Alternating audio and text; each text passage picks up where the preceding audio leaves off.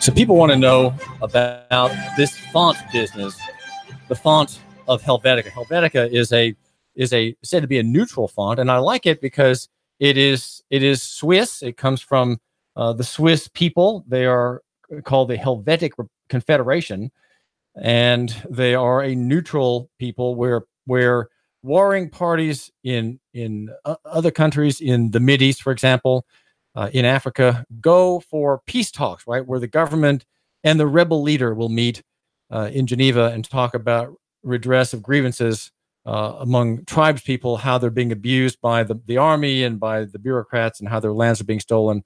All those issues are settled in Geneva, in Switzerland, the city of John Calvin, the city that John Calvin reformed by the word of God in a remarkable ground-up series of reform that came from the common people. If you read J.H. Merle d'Aubigny's histories, you'll see that the Reformation brought common people to believe in the truth and to shed over time the lies and deceptions that had been imposed upon them by the church of that day, the church headquartered in Rome that had obtained hegemony by force and fraud over much of the West and over the hearts of men. And Geneva is in Switzerland. Switzerland is the city. Geneva is the city of peace, and Switzerland is the country of peace, the neutral Swiss. And Helvetica is the type that is there. And I like Helvetica in my nostrums about local economy. You know, there are 5 points of local economy, and 2 of them are in footnote form. There are 3 main points and then 2 footnotes. And I like to have all of it done in Helvetica, or maybe even Geneva type. And that is because there are no serifs on the letters. The letters of each word don't have the little shoes. Now, they're not really shoes. They are blades. And if you're in government, if you're writing an ordinance for East Ridge, for example, you're going to use Helvetic, some type of font like Times Roman that has not Helvetica. You're using Times Roman or other fonts that have the little blades. Why blades? Because these words are cutting.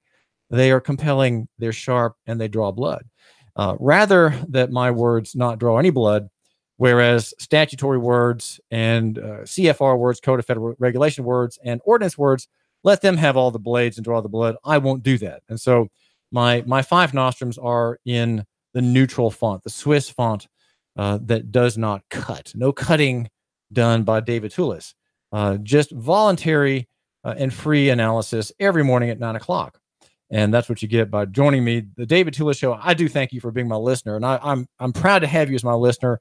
If you're here every day, then I'll be here too. Just you and me. We get together and talk about near over far, small over big, and simple over complex. And down there in the 5-point type, right? Very small type. You've got to have those reader glasses on. You, my listener, with that single gray eyebrow hair that your wife said you need to pluck. You need to go ahead and pluck that, not to be too old, right? But you do have a pair of reading glasses, and you need those glasses to see the footnotes on the David Toulis Maxim list. And those 2 in small type are personal is better than corporate, and physical better, much better than abstract. Brought to you by yournews.com. That's yournews.com. And see there my piece today about the civil asset forfeiture statute. And what's really remarkable about that law in the Tennessee Code that's being reformed by the good work of Representative Mike Carter and Senator Todd Gardenhire. There's good work to take the teeth out of that, to make that statute Helvetica type anymore rather than Palatino. That's what's happening, and we have a neutered statute that doesn't have the evil in it that has harassed innocent people and stolen from common folk. Thousands of cars every year, thousands of cars stolen in the course of decades now that this law has been on the books. David Toulis, and brought to you by Nuganomics.com, the writer, the blogger with the biggest pen. And I do thank you for making me that. It's by God's providence that I can serve you. And I want to serve you on a larger scale if I can. And if is God ordains. Right now, just quickly at yournews.com, there's a final little piece that just gives a few paragraphs to a detail that I mentioned, it's about the civil asset forfeiture statute in Title 40.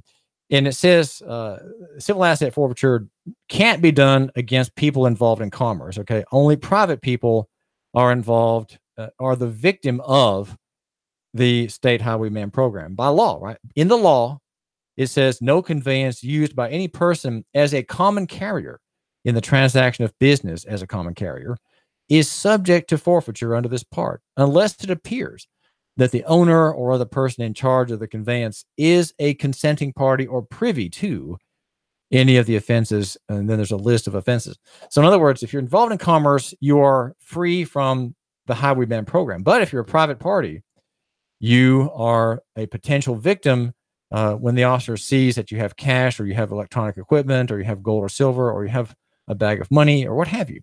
And he has suspicion you may be connected with the drug trade, and you're not answering my questions correctly, and you're fidgeting. Why are you fidgeting, sir? I demand to search your car. Make it easy on yourself. Let me search your car, please. I demand to search your car. Give me permission now, so it'll all go better for you. That's what the cop is saying, right? And there you are. And so you lose your money. If you're in a private conveyance, you are a victim to being robbed by the police in Tennessee. Now, that bill has been approved. The Senate is looking at it tonight. No doubt will favor it completely. Mike Carter thinks.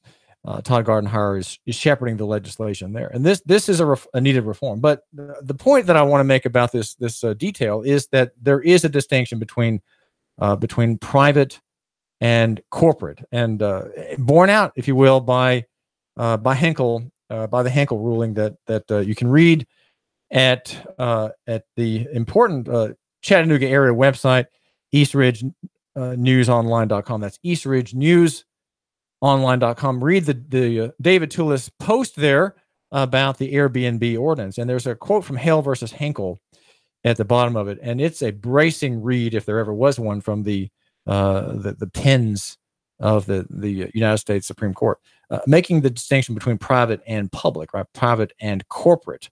And you, my listener, I want you to have a private life, and that's why I think that doing business as a sole proprietor in many ways is better than doing business as a corporation, because you are liable, right? You're liable. You can't hide behind the corporate veil of incorporation. You can't operate in a distended way. You can't operate sort of outside your own body, which corporations invite one to do. The Christian people in England, as I'm recalling now, reading about this matter in R.J. Rushdoony's book, Politics of Guilt and Pity, the Christian people fought the idea of incorporation, where people can act apart from their personal vulnerability, their personal liability. And one can have a lot to say about corporations, but on the other hand, they create a moral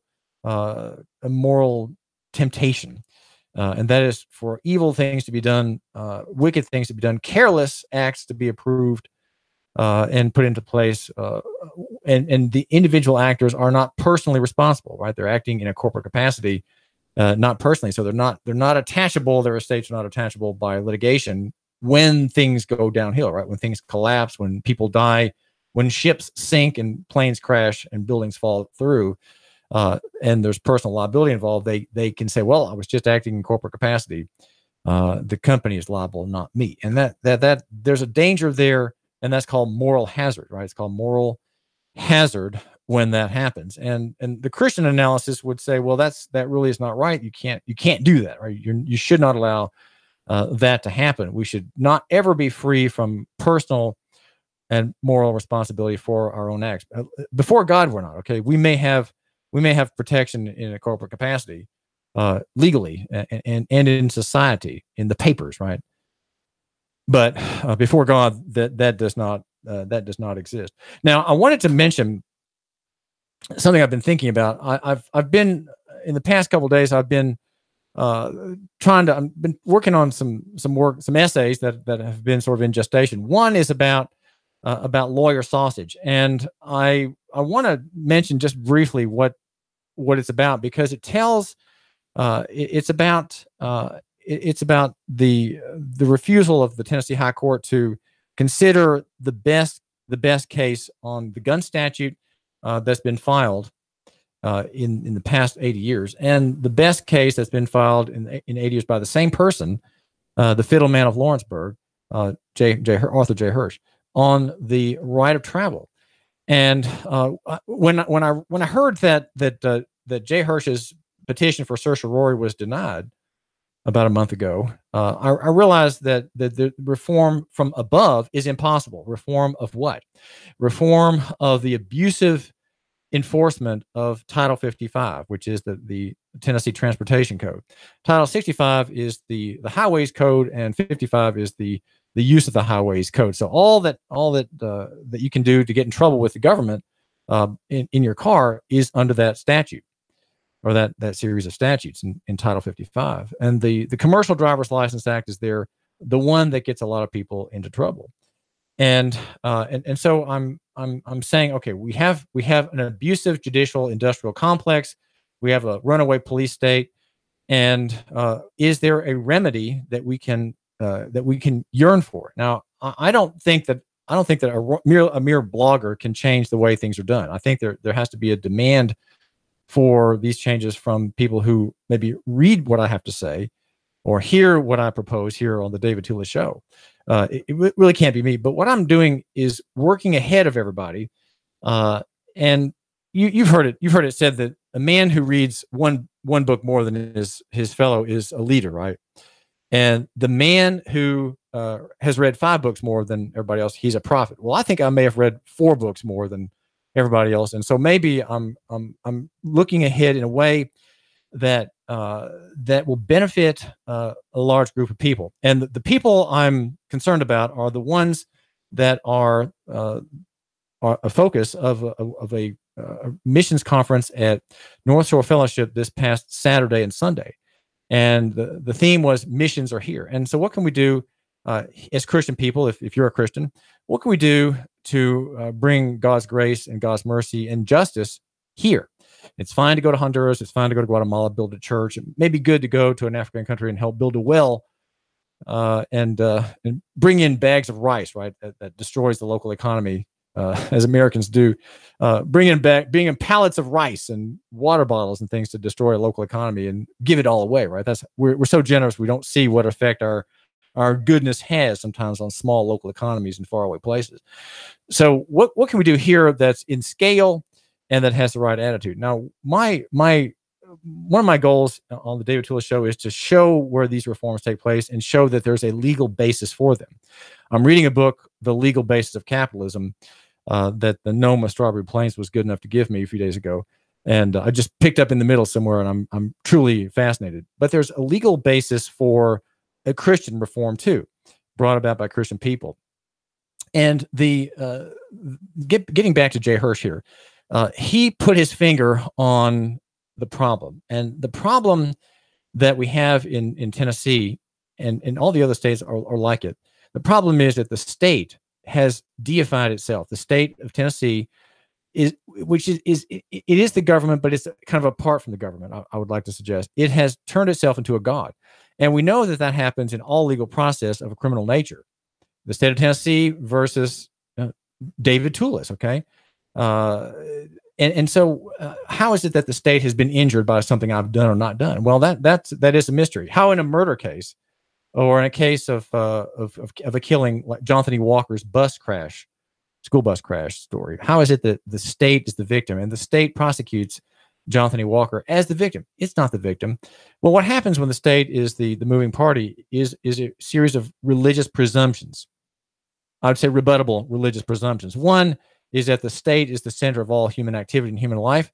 The state is the only party that can actually move to right or wrong, that justice inheres in the state and it cannot be obtained by private parties, and it certainly cannot be obtained from God, and that the state is in fact the injured party. And that is a legal fiction. It is a legal fiction, as I have determined from looking at, I own 2 books on legal fictions. One is the Olivier book from the 70s from the University of Rotterdam, and the other one is a book I have, but I've only skimmed it, and that's L. Lon Fuller's book called Legal Fictions. The legal fiction in Tennessee that is antichrist, okay? It is an antichrist religious assertion. is that the state effectively is in the place of God. And we see this in many, many ways, but it is through rebuttable presumptions. And that is the state as an artificial creature, an artificial entity acting on behalf of an injured party and violating an important legal rule. And the legal rule, as we'll be pointing out, is the rule for standing. The rules for standing, legal standing.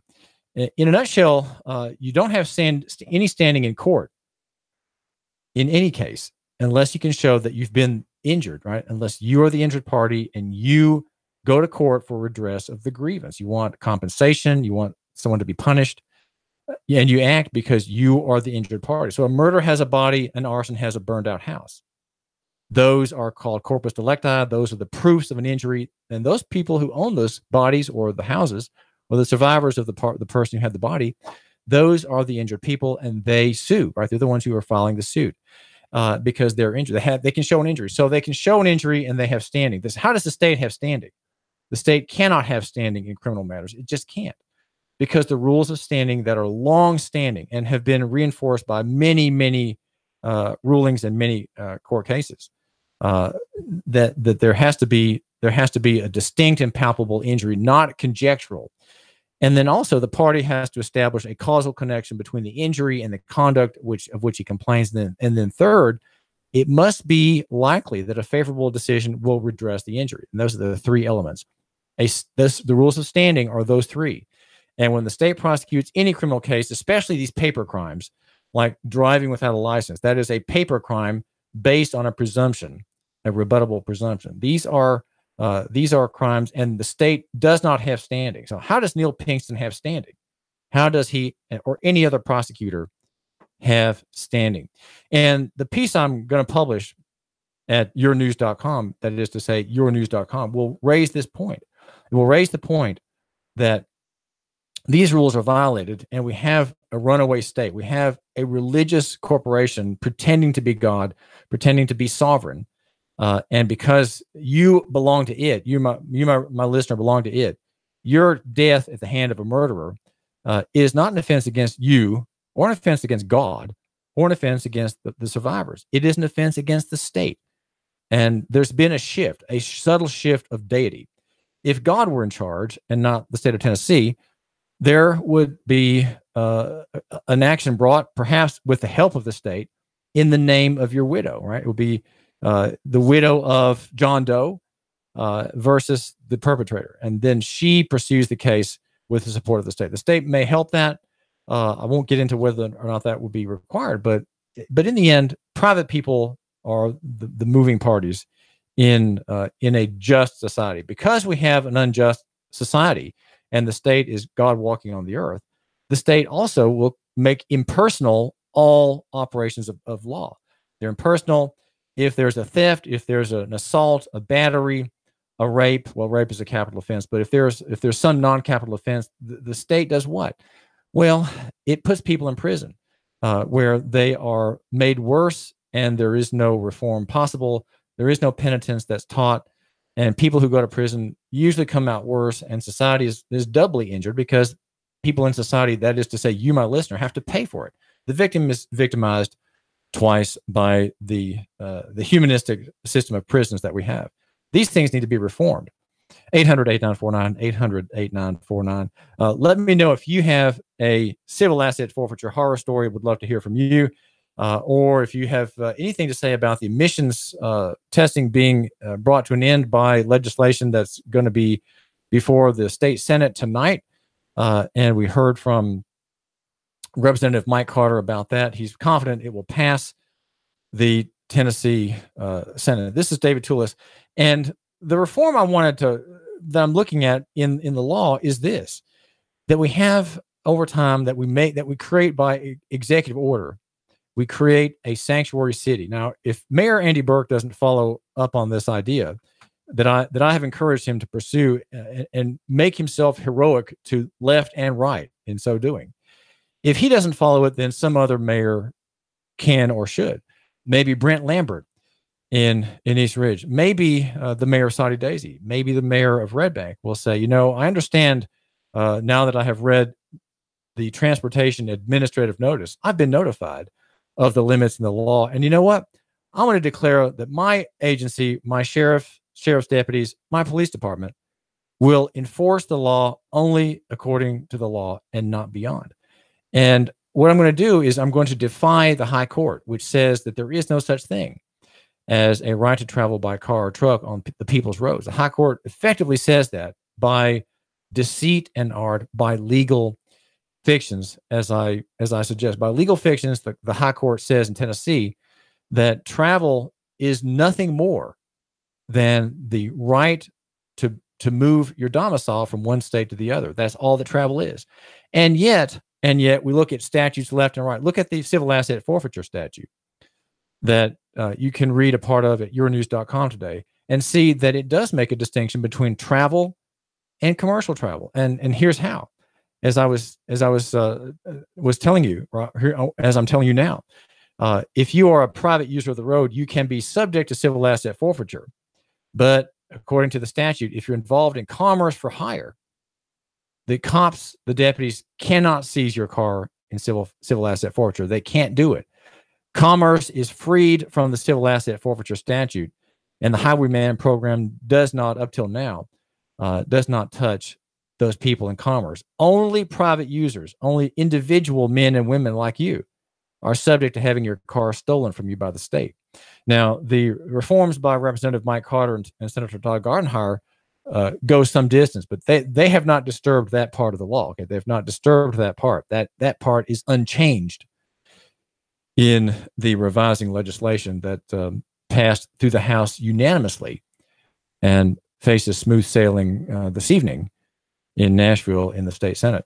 And so because we have this distinction, what I'm calling for and what I want you to call for in your own way and in your own time is an end to the overbroad enforcement of the commercial driving statutes against private users, against private travelers on the road. The reason it's so bold and courageous and amazing is that the white legal establishment in Nashville is in support of the status quo. Change is impossible by politics. Okay, change is impossible by a regular appeal for judicial review of practice. It's not going to happen. It will not happen. I promise you, it can't happen. And so what we have to have is a local reform. And that's what I'm all about, localism and nugacentrism. I argue for local economy and the free market. And what my project does, what administrative notice does, look up transportation administrative notice to read my report. It's 20 pages of detailed review of the law. It just tells you what the law says, federal and state. And police cannot enforce the commercial statutes upon private users. And when they do so, when the officer does so, he is personally liable. His personal liability on himself. If his bosses, the sheriff or the chief of police, don't inform him of the law, then what they've done is they've marooned him. They've marooned their officers individually, man and woman, between a victim and themselves, because the state is clear, the law is clear that there is a distinction between commercial and private travel, and private travel is free. David Toulis.